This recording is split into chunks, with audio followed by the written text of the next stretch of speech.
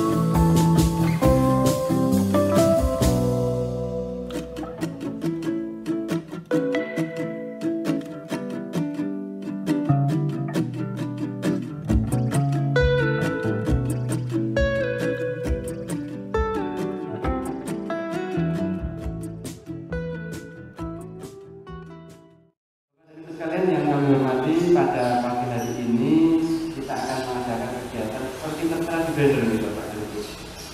Ini ada penelitian dan pengabdian masyarakat Departemen Kepelauan Jiwa Tenaga TPNI Kabupaten Mojokerto.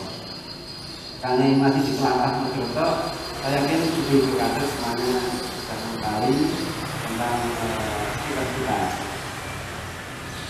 Pada hari ini kita akan mengadakan kegiatan bersama. Kalau kegiatan ini istilahnya itu latihan itu, saya khawatirnya ibu dari awal sepertinya serius banget gitu. Ini acaranya nyantai ibu ya. Ibu bantu dari Indonesia merdeka, merdeka, tanahku negeriku yang ku cinta. Indonesia merdeka, merdeka, hiduplah Indonesia. Sehingga kami fokuskan juga kenapa memilih di Desa Kemati.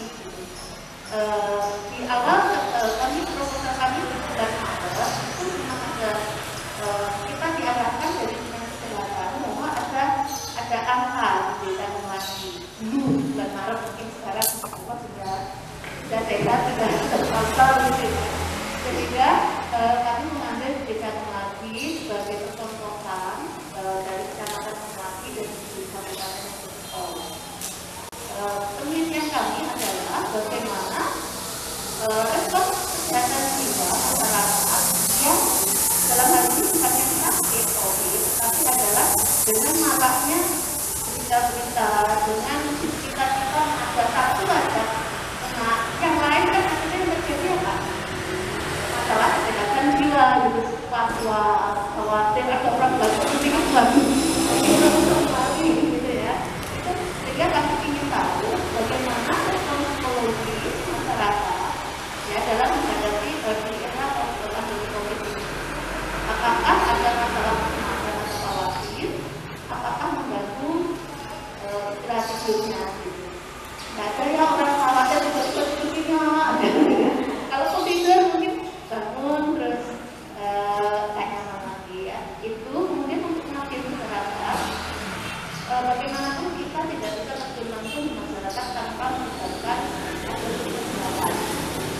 Sehingga kami juga mengadakan edukasi pengetahuan mungkin mengerikan pelatihan gitu ya, tanya jawab. Jadi bagaimana kita bertukar pikiran tentang mencegah masalah kesehatan jiwa.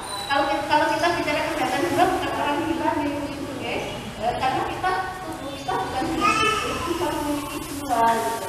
Emosi, ya itu kadang-kadang emosi. Bagaimana agar masalah kesehatan jiwa tidak terjadi?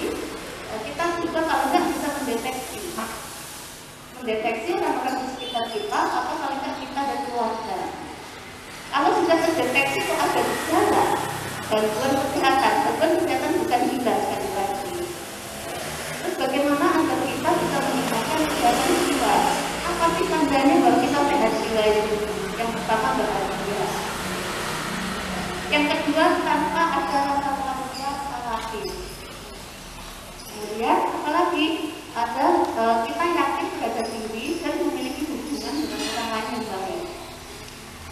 Jadi itu sebetulnya jadi fokus kita di kesehatan jiwa bukan dengan jiwa itu.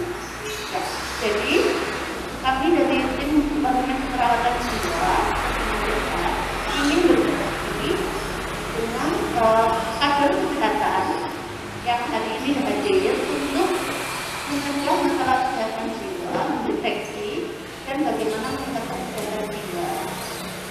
Ya, setelah hari ini mungkin nanti sekilas, kalau misalkan bisa ditindaklanjuti, kita bisa diskusi melalui WA group. Jadi nanti itu kita bekali sedikit, kemudian untuk yang lain nanti kita bikin satu grup WA group. Nanti kalau termasuk kita, jadi kita ganti. Syukur-syukur nanti ke depannya akan di desa ini akan terbentuk kader kader kesehatan jiwa gitu. Kalau selama ini mungkin belum ada ya, kader anak, kader penyakit menular gitu. Ya, jadi tujuan utamanya apa? Biar kita semua bisa sehat. Ya, itu aja teman-teman dari kami. Terima kasih kehadirannya. Semoga. Nah, untuk posyandu jiwa sendiri kita sebenarnya sudah di akhir tahun 2016 itu sebenarnya kita sudah dengan puskesmas itu sudah istilahnya apa ya, tahun 2017 akan dicanangkan posyandu jiwa kan, sehingga tahun 2017 kita sudah ancang-ancang, jadi kita minta pemerintah desa untuk juga bisa menganggarkan, tapi ternyata karena banyak hal karena kami juga istilahnya belum tahu menahu tentang bagaimana pembentukan posyandu jiwa, bagaimana kemudian membekali kader-kader posyandu jiwa kami, sehingga 2017-2018 ada anggarannya, tetapi akhirnya kembali gitu karena belum ada kegiatannya, sehingga tahun 2019 akhirnya Pak Kades memutuskan tidak mendanai kembali karena sudah 2 tahun kita vakum. Tapi alhamdulillah di tahun 2020 di awal pandemi ini alhamdulillah kita berbahagia sekali. Semoga ini nanti kita bisa menjadi kesempatan kita ya Bu ya, untuk saling berdiskusi, saling menimba ilmu gitu guys. Karena tadi yang dibilang bahwa ternyata jiwa itu bukan orang gila gitu. Jadi kalau kita pikirkan jiwa, gangguan jiwa itu adalah gila, ternyata enggak. Bapak-bapak, ibu-ibu yang saya hormati,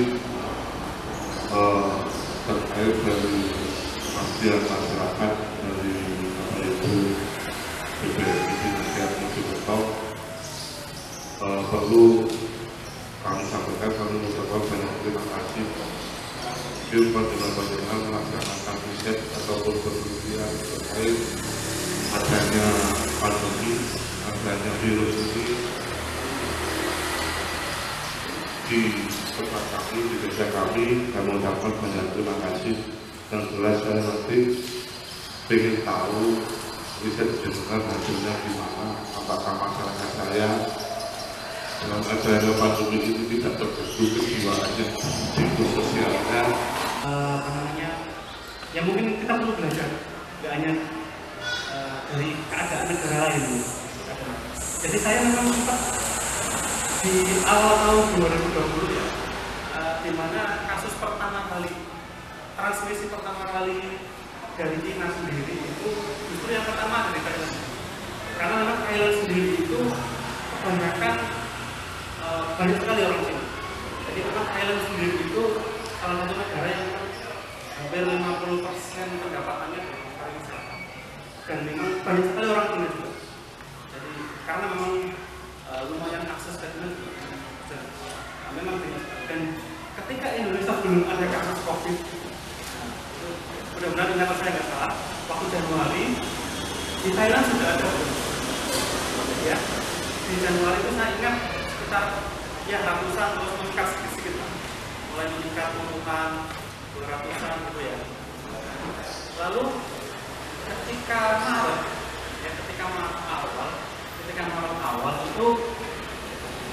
Maret awal itu Thailand sudah bergerak sekitar ribuan Februari di Indonesia kan mulai pertama ya, awal-awal Februari gitu ya. Awal-awal Februari itu ada kasus pertama kan ya, ada kasus pertama. Lalu sekitar awal Maret, karena saya ingat pada waktu itu awal Maret itu saya sempat kembali ke Indonesia sebentar. Nah, lalu pertengahan Maret saya kembali, itu kasus Thailand dan Indonesia itu malah lebih tinggi Thailand daripada Indonesia ya, sekitar terpaut sekitar ratusan tinggian Thailand. Dan ketika bulan Maret seluruh negara WHO juga sudah menerapkan waktu itu juga keadaan emergensi kan, sehingga Thailand mengambil sikap lebih dulu untuk dan diikuti oleh Indonesia di akhir Maret, gitu ya. Hampir bersama itu dan jumlah kasus waktu itu juga hampir bersalipan, ya, hampir bersalipan. Tetapi yang saya lihat di Thailand itu ternyata semakin kesini, ternyata setelah April, Mei, ternyata kasus di Thailand ini berhenti di angka sekitar 3.200. Dan angka di Indonesia ternyata kita tidak pernah tahu ya, ternyata sampai 200 sekian ribu sekarang ya. Jadi ini apa yang terjadi di Thailand gitu sebenarnya? Sebenarnya karena secara kebijakan itu juga ada, misalnya kalau kita bicara kebijakan, ada nggak sih kayak misalnya bantuan vaksin itu ada di sana juga sama? Apakah di sana terdampak? Ya, di sana terdampak sekali. Bayangkan mereka menyetop semua orang selain orang Thai untuk masuk, dan bagi mahasiswa atau warga negara asing disarankan untuk kembali. Jadi mereka kita sebutnya repatriasi, silakan kembali ke negara masing-masing. Mungkin karena saat ini saya masih menunggu ya, jadi belum bisa balik. Saya baru bisa balik tanggal 11 Agustus kemarin. Ya. Jadi dari sana kita lihat bahwasanya kenapa sih kok di Thailand itu berhenti kasusnya? Ya. Dan setelah kita pelajari bahwasanya ada peran yang sangat besar sekali dari yang namanya kader COVID. Satu disiplin loh. Nah kan ketika di pusat kotanya saja, di pusat kotanya ketika pemerintahnya menghimbau untuk pakai masker karena ada peningkatan polusi udara, semua udah pada pakai masker. Itu awal-awal banget kaget loh. Kita dimaksud di sini biasa-biasa aja, tapi semua orang udah pada pakai masker gitu. Kita lihat satu ada peran kader ternyata. Mereka memberitakan bahwasanya mereka punya hampir 1 juta lebih kader dari itu. Nah, makanya jangan ini kegiatan ini enggak boleh dengan begitu ya. Bayangkan Thailand, ya Thailand itu mereka ketika akhir Maret itu punya 1 juta lebih kader perempuan yang sangat aktif mereka untuk tracing sebenarnya ini yang kita kawal sebenarnya. Tracing itu dalam arti ketika ada gejala kasus, mereka dan dari teman-teman sangat aktif sekali. Hampir ratusan orang di sekitarnya itu pasti kena tracing. Artinya bukan lagi di rapid test, tapi langsung di swab pasang. Jadi makanya ketika semakin kesini kasus mereka berhenti dan akses masuk semua negara sudah ada. Dan sekarang ada teman-teman kita yang mau balik ke Thailand sama susahnya minta ampun. Mereka bayangkan untuk kesana itu kita harus menyediakan harus ada cover asuransi COVID senilai minimal 50 juta. Terus habis itu harus ada karantina mandiri ya, harus membayar karantina mandiri dan 2 kali tes COVID minimal uang 30 juta 40 juta. Jadi orang yang mau ke Thailand harus lebih banyak ya. Karena sangat ketat sekali dan disiplin. Nah ini mungkin ya yang saya lihat, karena ini pas ketika lockdown saya juga kalau udah ya. Jadi saya sebenarnya di sini tidak banyak mengetahui kondisi di sini, tapi ketika semakin melihat berita kok ya, kok Indonesia ini makin ya. Jadi makanya tetap jangan berpikir yang buruk Bapak Ibu. Oh ya kasus ini makin banyak, kita tidak akan sama jangan. Bayangkan Thailand itu kader itu sangat berperan, kader wanita itu paling banyak. Ya kita sama-sama ini benar. Saya tadi ingat ini beneran ya. Lalu memang kebijakan yang lain hampir sama, kebijakan yang lain. Makanya dan mereka punya prinsip, memang prinsip mereka itu adalah menolong orang itu adalah kewajiban dia. Ketika mereka dihimbau oleh profesional, mereka akan sangat memahami. Nah, jangan pesimis. Oh iya, di Indonesia beda kultur gitu ya. Kayak gini, kita sudah kayak gini. Pesimis dulu. Nanti mari sama-sama kita bantu. Paling tidak dari diri sendiri dan keluarga ibu ya. Paling tidak di desa kita, paling tidak ya sambil kita tidak pernah tahu apa yang akan terjadi ke depan ya. Jadi yang paling penting kita yang tadi rasa positif untuk meningkatkan imunitas itu ya. Jadi sehingga itulah yang perlu kita tingkatkan.